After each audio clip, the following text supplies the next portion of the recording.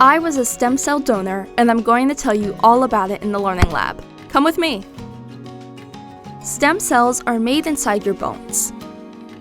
They are baby cells that grow into any type of blood cell that your body needs to stay healthy.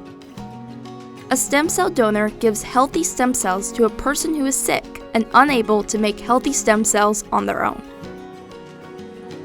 Stem cell donors can be a family member or someone you don't know. There are two ways to donate stem cells. One way is through a bone marrow harvest, and the other is through apheresis. A bone marrow harvest is done in a surgery center. You are given medicine called anesthesia to stay asleep and not feel anything during the procedure. Once asleep, the doctors will help you lay on your stomach. They will then poke your hip bone and collect the stem cells. After the procedure, you'll wake up in a hospital bed with your caregiver nearby. Your hips will have big band-aids on them and may be a little sore.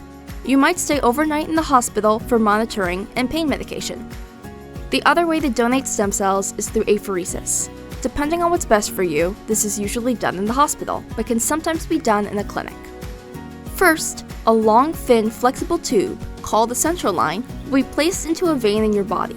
This is usually done while you are under anesthesia and asleep. This connects to a machine that collects some of your blood and separates out the stem cells, and then returns your blood back to you.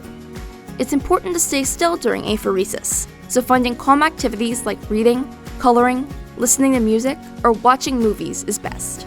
This process can take several hours, and it's usually done in one day, but sometimes it can take longer to collect the amount of stem cells needed.